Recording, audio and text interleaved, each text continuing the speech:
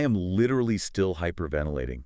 I mean, I cannot catch my breath. I need a paper bag. I need an inhaler. You need a medical intervention is what you need. I need someone to explain to me how we are at the absolute pinnacle of culinary competition, right? The literal semifinals. The air is thin, the stakes are sky high, and someone look at the judges and says, you know what you need right now? A dinner roll. Bread. In the semifinals. It's not just bread, a dinner roll inside a hollowed-out gourd on a ceramic pedestal, as if it were like the crown jewels of carb loading. I am physically unwell over it. So unhinged. But you know what this is? We are witnessing the psychology of extreme pressure in real time. Because when the human brain is pushed to the brink of exhaustion... Which it is by the semifinals, obviously. Exactly, which is what this culinary gauntlet does to a person. Logic completely evaporates. You retreat to comfort. You retreat to safety. Yeah. And for Jonathan, that safety was a pumpkin seed yeast roll. It's a fascinating, deeply tragic case study in cognitive overload. I am still completely losing my mind over it. Yeah. And we are absolutely going to unpack the madness of that decision, plus the actual culinary science behind the dishes that, actually work today. We have so much to get into. We really do. But first, babes, welcome back. We love you. We see you. And babes, we are here. We are so here, and we are heavily medicated by citrus and mint today, let me tell you. Oh my gosh, yes. Babes, the blueberry mojitos are on deck. Yeah. And babes, we need to take a minute and spiral. Because babes, it's June. How did that happen? I reject the premise. I completely reject the passage of time. You do this every year. I am still mentally in late February trying to figure out if I need like a light jacket or a heavy coat, and suddenly people are talking about the summer solstice. It is offensive. The calendar is a construct, and I am actively opting out. I am spiraling hard. Because every single year I do this to myself, and I know you listening right now probably do the exact same thing. Oh, they definitely do. Right. I build this delusional, highly curated Pinterest board in my mind of what my summer is going to look like. I have this fantasy that June is the month where I finally become that organized, aesthetic, effortlessly glowing person. Here we go. I bought 3 matching linen sets. I have a whole folder saved on my phone called European Summer Vibe, even though I am literally not leaving the continent. Which is so embarrassing for you. Shut up. I told myself, by June, I will be meal prepping fresh salads from the farmer's market.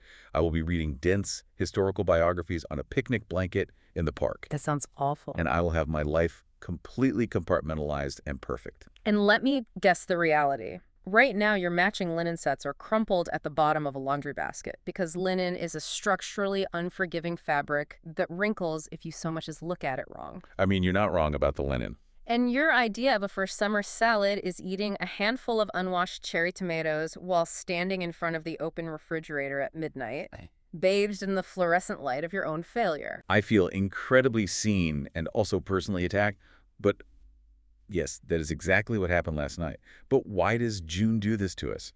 It just feels so inherently hopeful, It's physiological manipulation. What? No. The days get longer, the sun is shining, and you just have this absolute delusion that this will finally be the most productive month of the year. No, it's literally science. The longer daylight hours suppress your body's melatonin production much later into the evening. Oh, so it's a chemical thing. Yeah, it tricks your circadian rhythm into a false manic sense of ambition. Your brain thinks, oh, the sun is still out at 8 p.m., I should start a garden. Which I did buy seeds for, by the way. Which is a mistake, because in reality, your body is completely exhausted. Add to that the lingering cultural programming from childhood that summer equals freedom and reinvention, and you get this perfect storm of cognitive dissonance. You are so cynical. I am a realist. I have fully accepted that my summer plans consist of avoiding places without central air conditioning, complaining about the dew point, ruining the molecular structure of my hair products, and, judging people who willingly go camping. You really are applying thermodynamics to hair frizz right now. It's necessary. You're over here planning to be a coastal grandmother, and I'm just trying to remember what day the recycling goes out. Okay, fine. But honestly, babes, it's not even June we're focused on. It's Pride Month. Happy Pride, babes. Cheers. Cheers to that. Literally the only valid reason to embrace the month of June. Let's just take a moment and celebrate. Cheers. Oh, this blueberry mojito is hitting exactly where it needs to hit. Oh, God. The muddling of the mint. Releasing those essential oils without bruising the leaves into bitterness. Perfection. But seriously, to you listening, Pride Month is unequivocally one of our absolute favorite times of the year. Oh, without a doubt. The energy, the unadulterated joy, the community that just pours out into the streets, it is infectious. It really is. From a sociological standpoint, it's what Emile Durkheim called collective effervescence. Oh, look at you dropping the sociology vocab. I have to. It's this phenomenon where a community comes together, communicates the same thought, and participates in the same action, creating a kind of electricity that transports people outside of their individual selves. That is exactly what it feels like. It's a reset button for the soul. You step outside, and suddenly the collective anxiety of the world takes a back seat to unapologetic, vibrant, messy celebration. Yes, everyone is in their best, most ridiculous outfits. The bass from the parade floats is vibrating through your actual sternum. And you're just surrounded by this overwhelming, palpable sense of belonging. You articulated that so beautifully. It consistently creates the absolute best memories, which means we need to share some, because I have been thinking about this all week, and you know we love a messy story. Oh, we love a mess. Okay, so my favorite Pride story. We have to go back to Toronto. Oh, God. Toronto Pride is its own entirely unique ecosystem. Set the scene for us. Okay, so it's Saturday. The sun is absolutely blazing. I'm talking the kind of oppressive, radiating concrete heat where your makeup setting spray is putting in the hardest work of its entire life. Fighting a losing battle against your own pores, honestly. Exactly. Yeah. So we start the day meeting friends at Drag Bingo at this legendary spot downtown. And it is chaos from minute one. As it should be. The queens are roasting everyone in the audience with lethal precision. People are aggressively slamming bingo dabbers onto the tables. And we are already like 3 mimosas deep by 11:30 a.m. Which is tradition. If you aren't slightly dehydrated, overcaffeinated, and nursing a minor sugar crash from cheap champagne by noon, you are fundamentally doing Pride wrong. Right. So then comes the absolute pandemonium of trying to get ready before the actual parade. We head back to our friend's tiny, unair-conditioned downtown apartment. Oh, the humidity in there must have been criminal. It was a greenhouse, and when I tell you there is glitter literally everywhere, I mean everywhere. It's in the carpet fibers permanently. It's dusting the bathroom sink like fluorescent snow. I'm stressed just hearing about the cleanup. I'm pretty sure I inhaled a significant amount of microscopic craft glitter, which probably coated my lungs.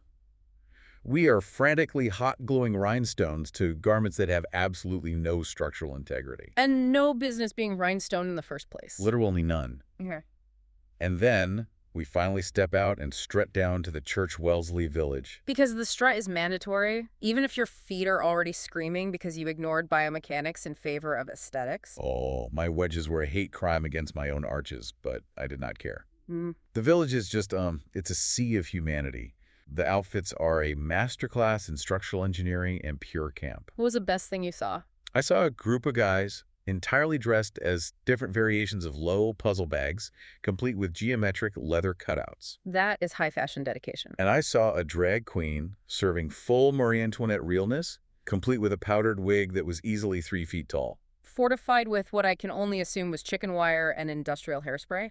Exactly. Just casually eating a slice of pizza on the curb without smudging a perfectly lined red lip. The music is blaring from every single patio, overlapping house beats and pop anthems into this massive, thumping heartbeat of the city. It's sensory overload in the best way. But the funniest thing that happened, and I will never forget this, I got separated from the group for like 2 seconds near the beer tent. Rookie mistake. You never break the human chain in a crowd of that density. It alters the space-time continuum. I know. I turned around and I bumped right into this person who was dressed head to toe as a giant functioning disco ball. Wait, like a functioning one? Yes. And I don't mean a sparkly shirt. I mean hundreds of mirrored glass tiles meticulously glued to a full-body morph suit. That sounds incredibly heavy. It had to be. Oh. And instead of being annoyed that I bumped into them, they just grabbed my hands, twirl me around, dip me into a full dramatic tango dip right there on the asphalt, scream, "Happy Pride, gorgeous," and then literally moonwalk away into the crowd. No. Yes. I never saw them again. It was the most random, magical, unexpected interaction. Yeah. Just pure joy. That is incredible. And also a massive fire hazard. If the sun hits those mirrors at the right refractive angle, they could have literally started a brush fire in the middle of Toronto. You ruin everything. I'm just looking out for public safety. But we respect the unwavering commitment to the aesthetic. What about you?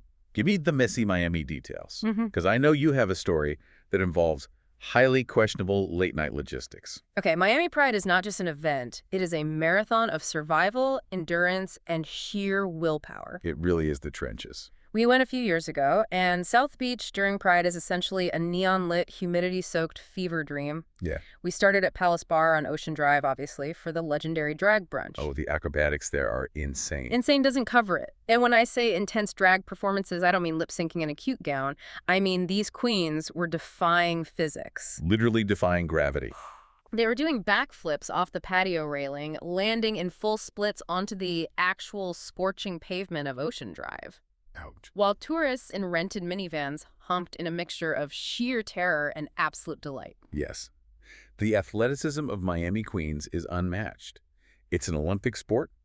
It requires the fast twitch muscle fibers of a gymnast combined with the pain tolerance of a stunt double. It truly does. So we're bouncing between bars, and the drinks are roughly $35 each, which is criminal economic extortion. It's robbery. It is, but you pay it because you're caught up in the fantasy and you've lost all concept of fiat currency. Money isn't real during Pride. Exactly. Yeah. Fast forward to the club afterward. It is dark. The air conditioning is fighting a losing battle against 2,000 sweaty bodies. It is packed shoulder to shoulder, and the people watching is unparalleled. The best people watching on Earth. I spent a good 45 minutes just standing near a massive subwoofer, sipping an overpriced vodka soda, absolutely judging and deeply loving the wild outfits. What did you see? I saw a man wearing nothing but intricate leather harnesses and roller skates. Wait, roller skates in a club? Yes. Let's unpack the sheer lunacy of that. How do you navigate a packed, sticky-floored nightclub on quad roller skates? The core strength alone required to maintain your center of gravity while dodging people holding drinks is staggering. I'm screaming. That is so fundamentally unsafe and yet so incredibly iconic. Right. But the real mess started when we tried to leave. It's like 3:00 a.m. We stumble out into the thick, soupy Florida night air. The humidity is at roughly 98%. The worst. My feet are covered in blisters that require medical attention. We are trying to get an Uber, which introduces us to the brutal reality of dynamic surge pricing algorithms. Oh, no. Supply and demand were violently disproportionate. There are 50,000 other people trying to summon the same 200 Honda Civics. Oh, no, the dreaded rideshare apocalypse. It is the ultimate test of friendship. It was a logistical disaster. We finally get a ride after 45 minutes, paying the equivalent of a monthly car payment for a 5-mile trip. Natural. And the driver, this guy named Kevin, is blasting aggressive, thumping EDM and insists on rolling all the windows down to, quote, feel the vibe, unquote. Haven't. We are speeding across the MacArthur Causeway. The wind is aggressively whipping my hair into my eyes and mouth.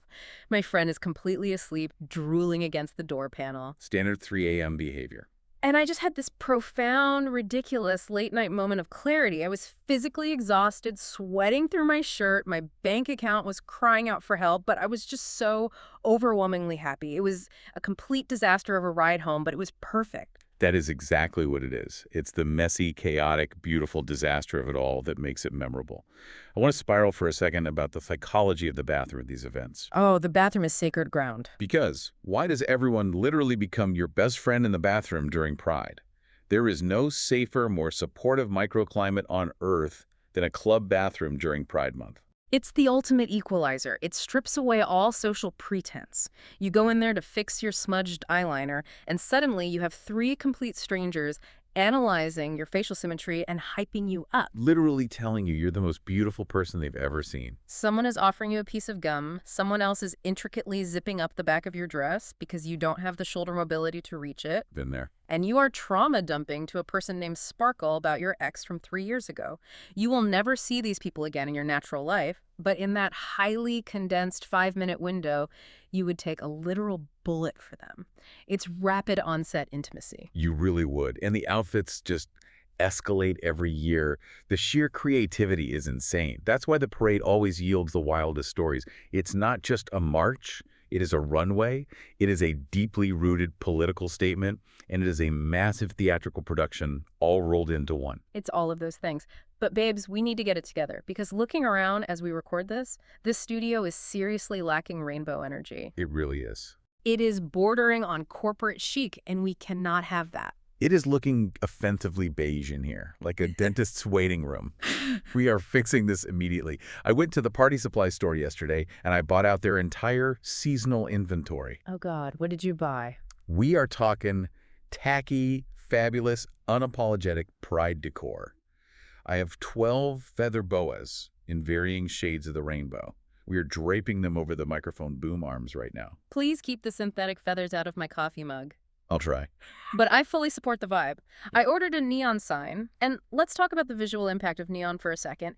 It immediately changes the ambient mood of a room. It does. It just says slay in bright pink cursive, and we are hanging up those really cheap holographic foil fringe curtains right behind us. I love those. The ones that get tangled within seconds of opening the package and shed microplastics everywhere for the next 6 months. It's necessary for the aesthetic. Yes.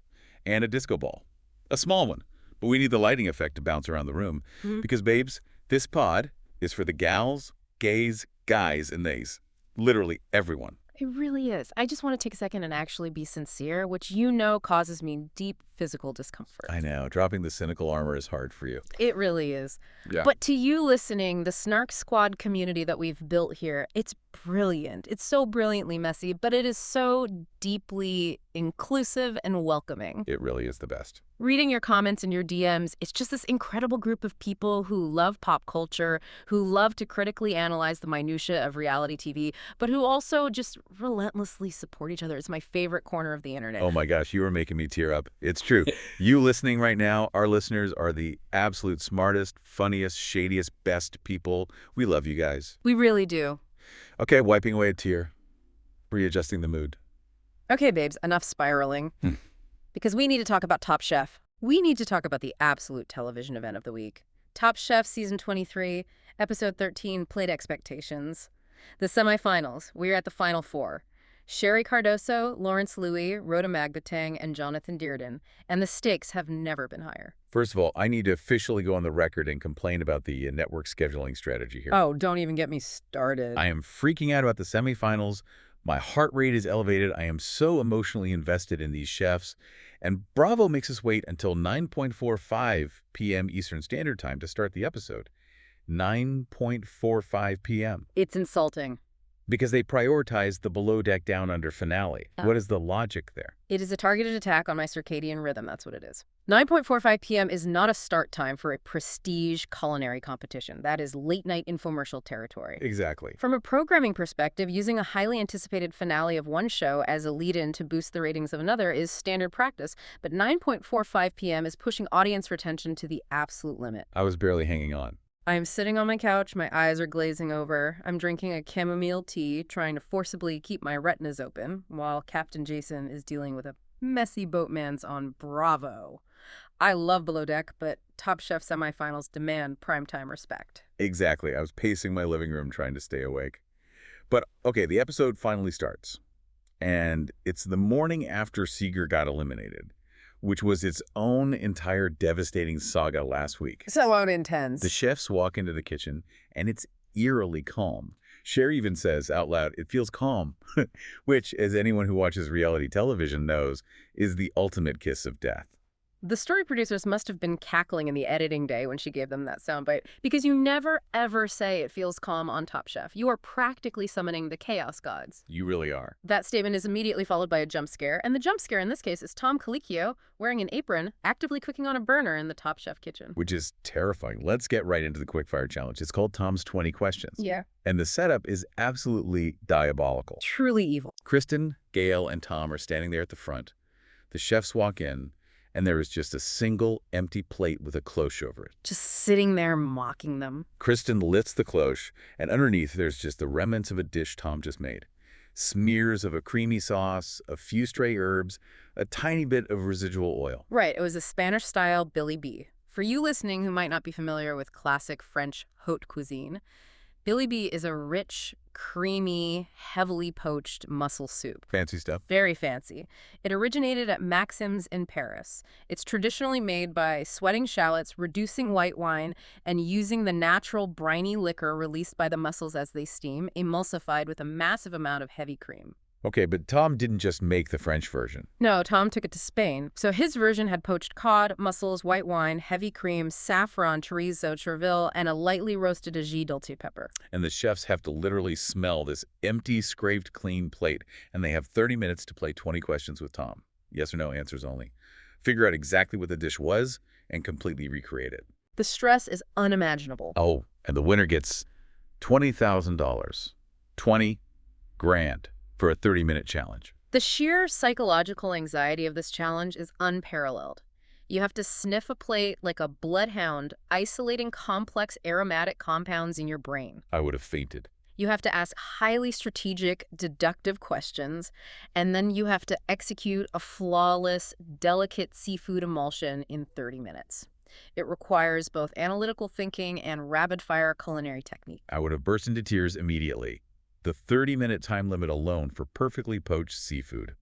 But the questions, oh my God, the questions they asked. This is where we need to dive into the cognitive state of these chefs. Because the pressure melts their brains. Because the extreme pressure literally makes your brain misfire, and you say incredibly stupid things. Let's talk about Jonathan. Sweet, goofy, perpetually optimistic Jonathan. He gets asked a question before the clock even starts. A crucial, tone-setting question that could guide the entire group. Okay, here we go. And he looks at this tiny, elegant plate with smears of saffron cream and asks Tom, is it a side dish? I was screaming at my television. I literally jumped off the sofa. I had to pause the show, get up off the couch, and walk around my kitchen to process it. Is it a side dish?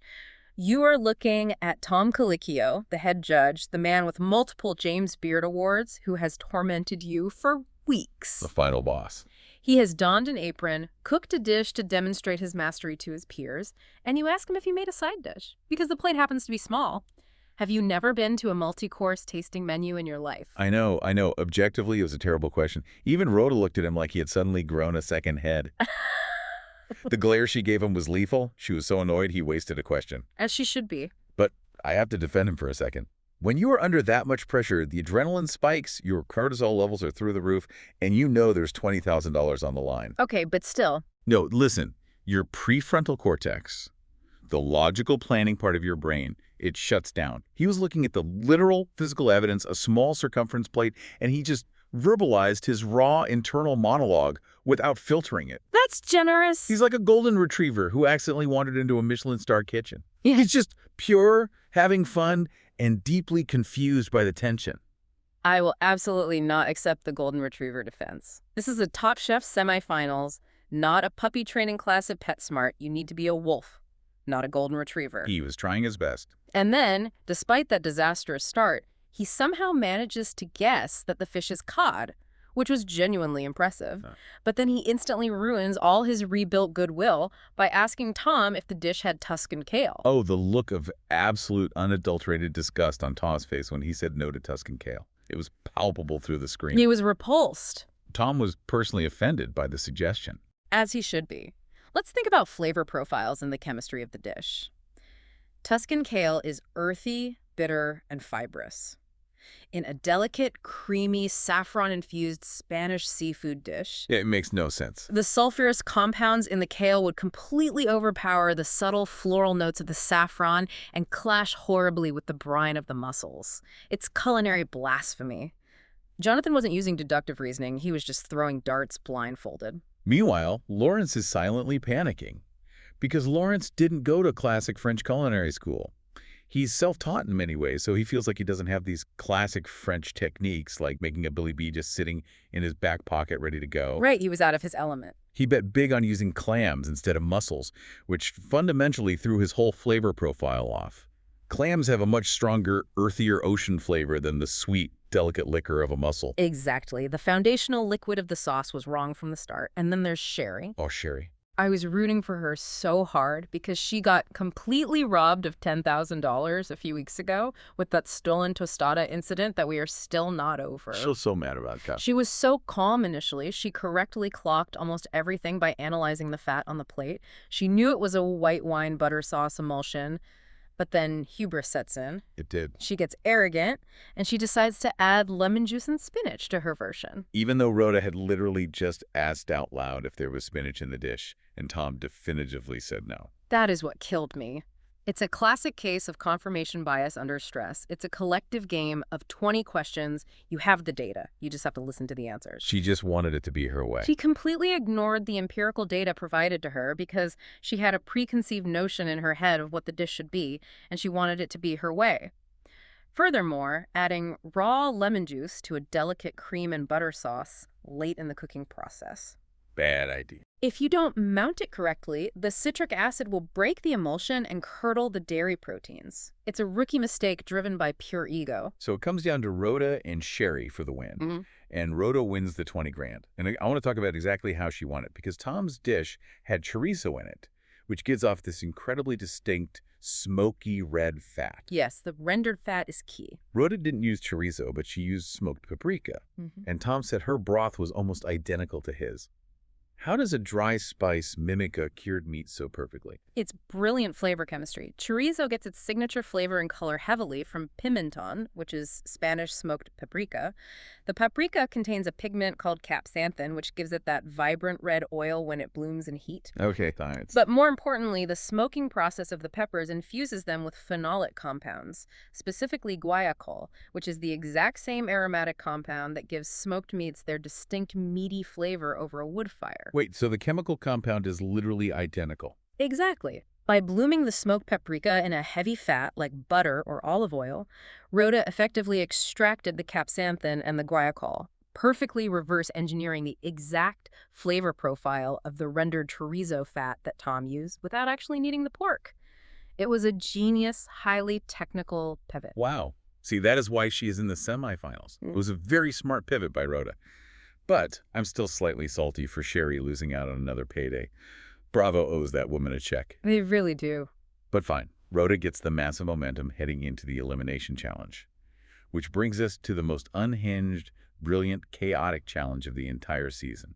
Vessel insanity. The producers truly outdid themselves with the psychological warfare on this one. Oh my gosh, yes. Tom brings out this literal rolling cart of yard sale rejects. It looks like the clearance aisle at a deeply cursed, haunted antique shop. It was bizarre. There is a massive raw chunk of driftwood.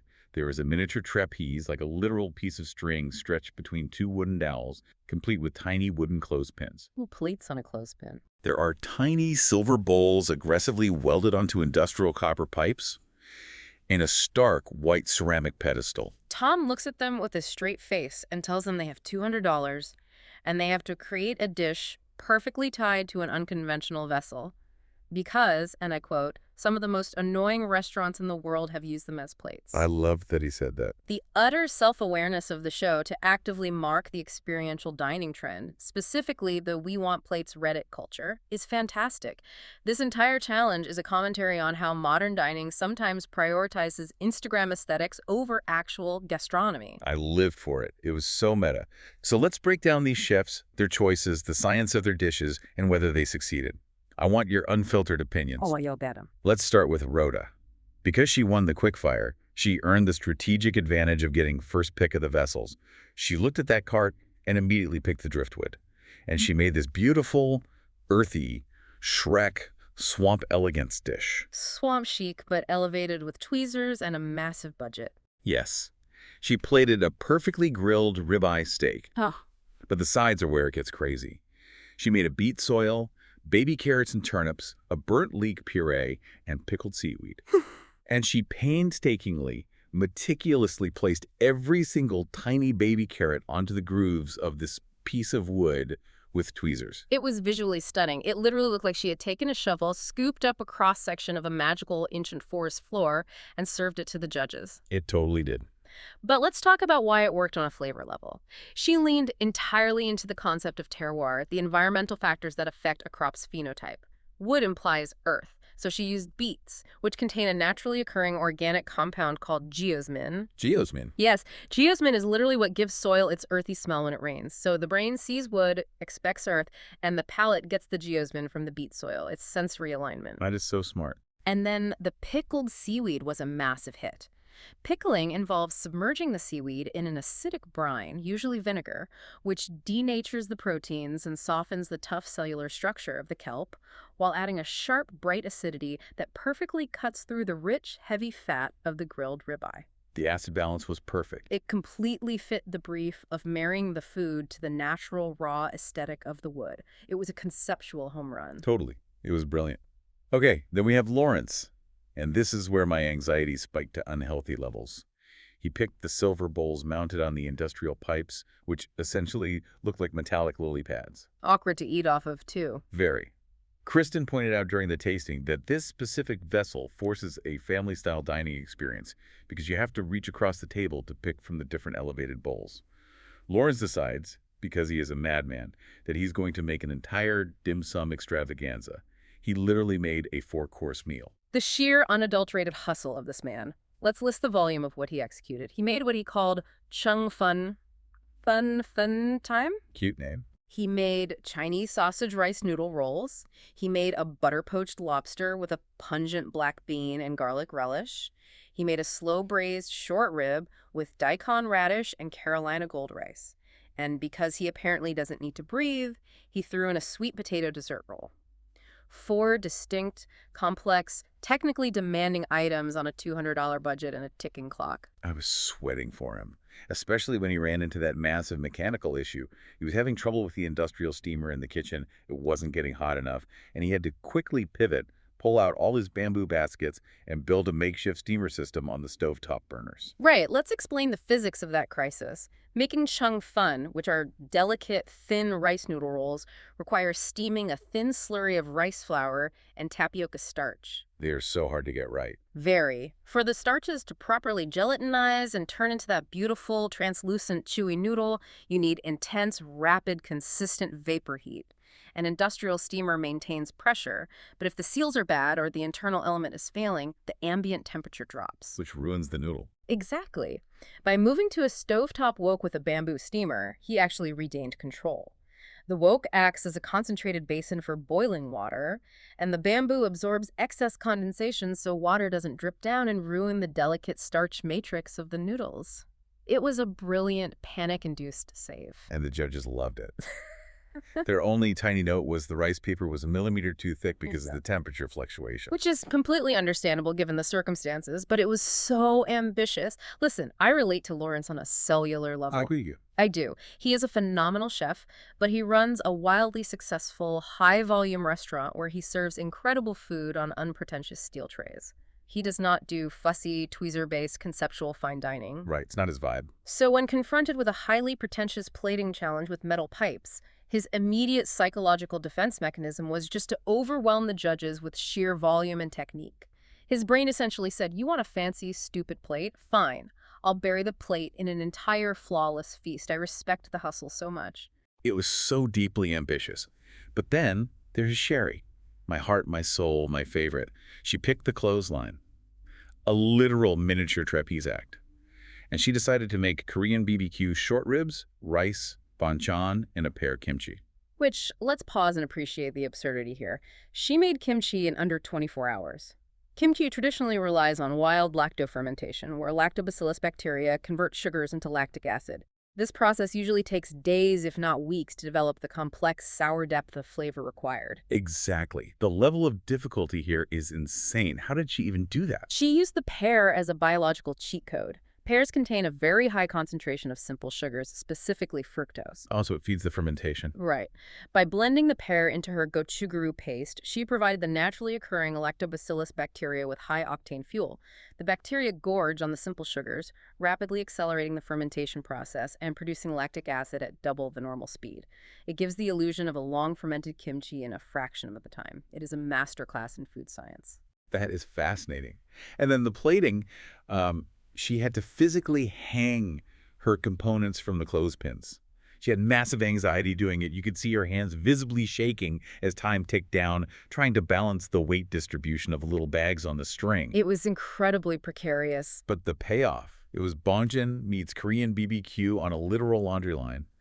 It evoked memories of hanging meat to dry, of home-style preparation, and she completely nailed the flavor. And she won the challenge. The execution was flawless. Tom Colicchio looked happier eating that dish than he has looked all season. He just looked at them and said, "You crushed this." He really did. It was the ultimate high-risk, high-reward scenario. She took the most absurd, precarious, physically unstable vessel on that cart and turned it into a whimsical, culturally resonant, delicious, interactive experience. I literally cried when she won, especially after she talked in her confessional about wanting to represent Latina chefs, to show the depth of her technique and uplift her community. It was just such a perfect, emotionally triumphant moment for her heading into the finale. But, well, we can't avoid it any longer. We have to talk about the elephant in the room, or rather, the pumpkin on the pedestal. Let us discuss Jonathan's rapid descent into culinary madness. Jonathan is left with the white ceramic pedestal. It looks like a pillar you would put a bust of Julius Caesar on in a museum. And what does he make to secure his spot in the finale of Top Chef, the ultimate prize? He makes a pumpkin seed dinner roll, baked inside a carved-out mini pumpkin, served with a side of compound butter. A dinner roll, bread and butter, Yeah. in the semifinals. I cannot emphasize enough to you listening how absolutely fundamentally wild this choice was. Rhoda literally said in her confessional, echoing the thoughts of the entire viewing public, that better be the best fricking bread he's ever made in his life. We were all thinking it. He had a budget of $200. $200. You could buy truffles, you could buy caviar, you could buy A5 Wagyu beef. And he bought flour, commercial yeast, and a decorative gourd. Okay, wait, let me push back for a second. Yeah. Because I hear you, but look at his mindset. He was having fun. He said out loud he wanted to do something weird. He wanted to be interactive and playful. And the judges actually said the bread was technically delicious. It's just bread. The compound butter, which for anyone who doesn't know is just butter softened and whipped with herbs, spices, or aromatics, in this case probably some roasted pumpkin seeds or garlic, is great. He is just so pure. He's a good sport. He treated the challenge like a fun little puzzle rather than a life or death exam. I will shut this defense down right now. I demand to know where his hyper-competitive twin brother Seeger is. Where is Seeger with the metaphorical Top Chef rulebook? Oh my God, Seeger would have lost it. Because if Seeger was in that kitchen, he would be citing Section 4, Paragraph B, stating that a carbohydrate matrix, which is all bread is, a network of gluten proteins trapping carbon dioxide gas produced by yeast, cannot, under any circumstances, be served as a center-of-the-plate main course in a semifinal elimination challenge without a luxury protein accompaniment. It is a structural violation of the game. Seeger would have literally open field tackled him to the floor before letting him put that pumpkin on the plate for Tom Colicchio. Literally. Think about the stark contrast. The internet reactions are tearing him apart today. We are looking at Lawrence, who sweat through his chef coat, manipulating the thermodynamics of rice flour to make an entire dim sum feast. With lobster? Lobster, short rib, multiple complex rolls, and Jonathan literally made bread and butter. As Kristen Kish looked at him and bluntly asked, "Is it enough?" No, it is fundamentally not enough. You do not bring a beautifully tuned tricycle to a Formula One race, no matter how nice the tricycle is. It wasn't enough. Jonathan goes home. But you know what? He took it with such incredible grace. He made a joke. He pretended to just walk out without saying goodbye. He was so humble and kind about it. He is a great guy, just a bad game player in that moment. But the emotional departure of the others was so intense. Lawrence was weeping in the back room about calling his wife, realizing all the physical and financial sacrifices they made for his career were finally worth it. Very touching. Rhoda was in such a state of psychological shock, she literally bowed to the judges and started laughing hysterically. It's the tightest, most talented top three heading into the finale. Sherry, Lawrence, and Rhoda. I honestly don't know who is going to win. It is an incredibly strong, stylistically diverse final three. Any of them could take the title based on technique alone.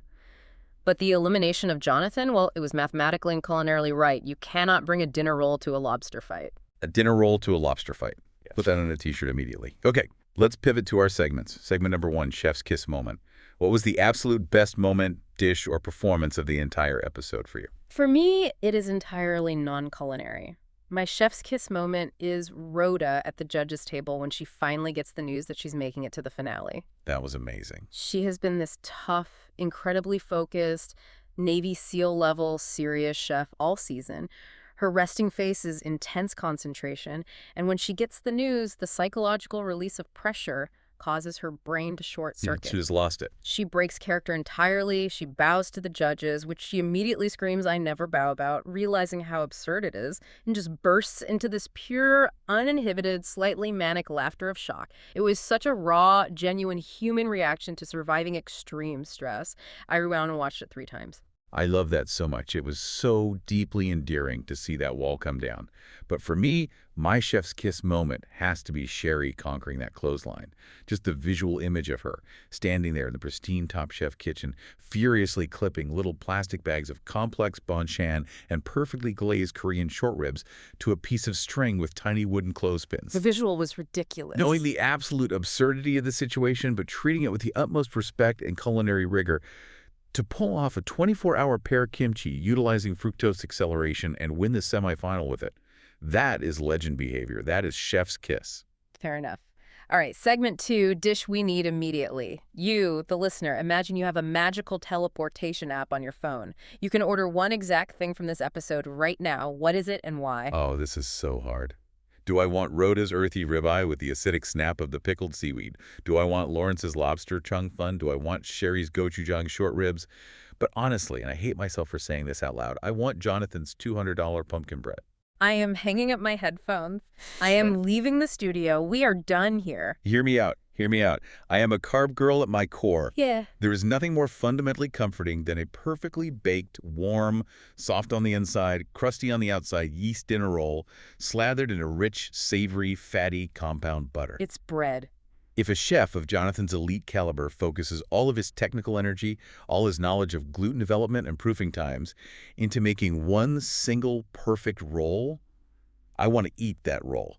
I want to rip it apart with my bare hands and let the melted butter run down my fingers. It is primal comfort. You are actively enabling his delusion. But fine, enjoy your $200 wheat matrix. I, on the other hand, am a person of culture and refined palate. I require Lawrence's chung fun time, specifically the lobster with black bean and garlic relish. Okay, valid. I want to break down why this is superior. Imagine the textural contrast of that freshly steamed rice roll. It's delicate, it's slightly chewy, it provides a neutral canvas. Wrapped inside is sweet, perfectly butter-poached lobster meat. Sounds amazing. And then it is hit with that intensely salty, umami-rich, pungent, fermented black bean and garlic relish. The fermented beans provide glutamates, which trigger the savory receptors on your tongue, balancing the sweetness of the lobster. That is high-level flavor layering. That is a dish I would pay exorbitant amounts of money for at a restaurant. Ugh, okay, you're right. Breaking down the umami science makes that sound absolutely incredible. Okay, segment 3. Restaurant we would absolutely fail to run. This challenge was all about weird, unconventional vessels and the we want plates culture. It inspired me. If we opened a ridiculous, highly themed, experiential restaurant, what would the concept be, and why would it become a catastrophic operational disaster? I have thought about this deeply. Our restaurant is going to be called Footwear and Forage. I already hate it viscerally. Go on. The entire concept is that we serve high-end molecular gastronomy broths and complex soups, exclusively out of vintage designer shoes. Oh my God, no. Think about the marketing potential. You order a delicate wild mushroom consommé, which takes days to clarify using an egg white raft to pull out all the impurities, and the waiter brings it to your table poured inside a pristine, waterproofed 1990s Manolo Blahnik stiletto. You have to literally tilt the shoe and sip it out of the heel. Stop. You order a hearty rustic beef stew. It arrives sloshing inside a vintage Dr. Martens combat boot. That is deeply unhygienic, visually traumatizing, and conceptually upsetting. Exactly. But the influencers would flock to it for the shock value on TikTok. Now, why would it fail? Let's look at the restaurant logistics. It would be a catastrophic disaster because the overhead costs of procuring vintage designer shoes to use as soup bowls would bankrupt us in week 1. Plus the health code violations. Furthermore, the cross-contamination and dishwasher logistics. How do you load 30 pairs of leather pumps into an industrial Hobart dishwasher that reaches 180 degrees Fahrenheit for sanitation?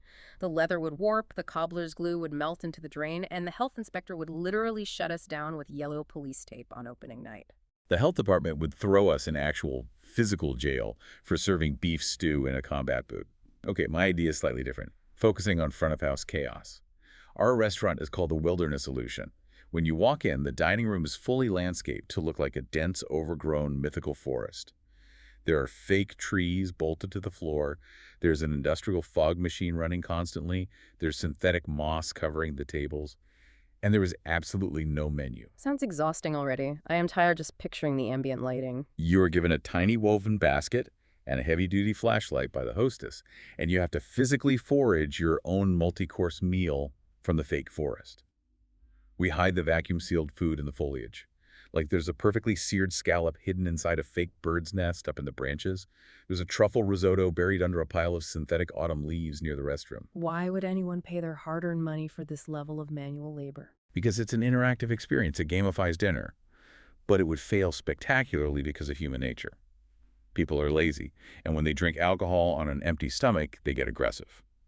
By 8:00 p.m., you would have hangry patrons physically fist-fighting in the artificial fog over who found the last piece of duck confit behind the plastic fern. Bloodshed in the fake forest. The service flow would completely collapse. Someone would inevitably accidentally eat a decorative plastic berry, crack a molar, and sue us for negligence. And the moisture from the fog machine would ruin everyone's blowout. Total disaster. Pure, unadulterated chaos. I love it. We are never, ever opening a restaurant together. All right, final segment. Segment 4, the Pride Potluck Draft. In honor of Pride Month, we are throwing the ultimate Snark Squad Pride celebration, and you listening are absolutely invited. We each have to ruthlessly draft one appetizer, one main course, one dessert, and one cocktail to build the perfect menu. I am so ready for this. I have my list locked and loaded. You go first. Draft your appetizer. What are you bringing to the table? For my appetizer, I am bringing a massive, visually stunning, entirely chaotic charcuterie chalet, not a board. A three-dimensional architectural shell. Architectural. Yes, it's built out of reinforced artisanal crackers.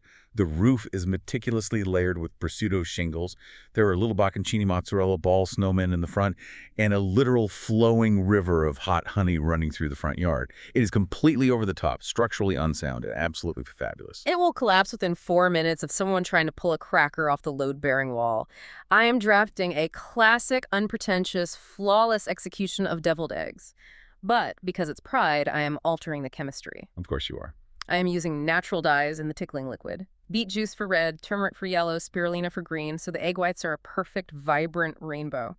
The yolk mixture is whipped with creme fraiche, Dijon, topped with crispy pancetta and smoked paprika. It is analytical, it is precise, it requires no structural engineering, and it is delicious. Okay, that is actually brilliant, scientifically sound, and very on brand for you. For my main course, I am bringing a taco bar, but make it an absolute spectacle. I want a whole roasted pig. I want a trompo of alpastor spinning on a mini spit roasting element right in the kitchen. Fire hazard. I want 12 different salsas arranged by Scoville heat level in a beautiful color gradient. It requires audience participation. It's messy. The fat will drip. You will get salsa on your favorite shirt. But the dopamine hit from building your own perfect taco will make you so happy. A literal open flame spit roaster in someone's apartment. Subtle, very safe. For my main, I am drafting a massive, elegant side of cedar plank salmon. Fancy. It's glazed with maple syrup and whole grain mustard, slowly roasted so the wood essential oils perfume the fish, surrounded by a delicate bitter herb salad to cut the richness. It looks incredibly expensive, it requires absolutely no assembly from the guests, and it asserts quiet culinary dominance over your chaotic, messy taco bar. You are so pretentious, it hurts. Thank you. I take pride in it. Draft your dessert. Dessert. I am bringing a 6-layer funfetti rainbow explosion cake. It is towering. But the structural twist is I hollowed out the center tiers. So when you cut into the center with a knife, a literal avalanche of edible glitter, rainbow sprinkles, and mini marshmallows violently spills out all over the table. That sounds like a nightmare. It is pure processed sugar, pure unadulterated joy, 0 nutritional value, 100% serotonin. I feel a cavity forming in my molars just listening for the description of that sugar load. For my dessert, I'm bringing a sophisticated, tart, perfectly set passion fruit tart. It has a buttery shortbread crust and a torched Swiss meringue topping. Wait, I actually love passion fruit. See, the sharp tropical acidity of the passion fruit curd cuts perfectly through the heaviness of the previous courses. The torched meringue looks chic, and most importantly, it doesn't leave micro glitter embedded in the host's rug for the next 6 years. You are so practical, it's infuriating. Okay, the most important part of any Pride potluck. The cocktail. What are you making? I am drafting frozen, blended, layered margarita yard glasses. like the absurd plastic ones you get walking down the strip in Vegas. Mhm. Neon pink strawberry, electric blue raspberry, and lime green mango all swirled together in a plastic cup the length of your actual arm. Khaki. It will give you an immediate brain freeze from the crushed ice, and the tequila will make you text your ex by 9 p.m. That is a weapon of mass destruction, not a beverage. I am drafting artisanal, batch-made, clarified milk punch. Let's talk about the science of this because it's fascinating. It takes 3 days to make. 3 days for a drink. Yes. You mix a heavily citrusy, tannin-rich tea and spirit punch, and then you intentionally curdle it by pouring it into boiling milk. The casein proteins in the milk bind to all the harsh tannins and impurities. When you strain out the curds through a filter, you are left with a liquid that is perfectly crystal clear but retains all the complex flavors and a velvety texture from the whey. That actually sounds beautiful. Served over a single, hand-carved, perfectly clear ice sphere. It tastes like a citrusy complex cloud, and it will get you subtly, elegantly tipsy while you sit back and judge everyone drinking blue syrup out of your plastic yard glasses. The absolute duality of this conversation encapsulated in one menu. The chaotic funfetti and neon yard glasses versus the scientifically clarified milk punch and perfectly dyed deviled eggs. I love it so much. Snark Squad, this potluck would be legendary. It would be an operational disaster, but the best possible kind of disaster. Babes, to you listening, thank you so much for hanging out and spiraling with us today. It has been an absolute journey through food science, reality TV drama, and Pride Joy. We wish absolutely everyone listening a happy, safe, and wildly messy Pride Month. Take care of yourselves, take care of each other in those crowds, and please drink a glass of water between those yard glass margaritas. Yeah. Yes, hydrate. And please, hit the comments in the DMs. We want to know everything. Tell us your absolute favorite Pride memory. Tell us the best thing you've ever eaten in your entire life. Tell us which Top Chef dish from this episode you would order right now. And most importantly, what would you realistically bring to the Pride potluck? Don't forget to like, comment, subscribe, and share this conversation with your messiest bestie. And keep sending in your shady, snarky, or stupid stories. We read every single one of them, and we judge them accordingly. We love you all so much. The tension heading into next week's Top Chef finale is going to ruin my life, but I can't wait to unpack it with you. Remember, I want you to think about this the next time you eat out. As dining becomes more about Instagram aesthetics and unconventional vessels, are we losing the actual art of flavor? Or are we just eating with our egos? No matter what ridiculous vessel life hands you, don't just put bread in it. Unless it's really technically flawless bread. Stay messy, stay fabulous, and we will see you on the Snark side.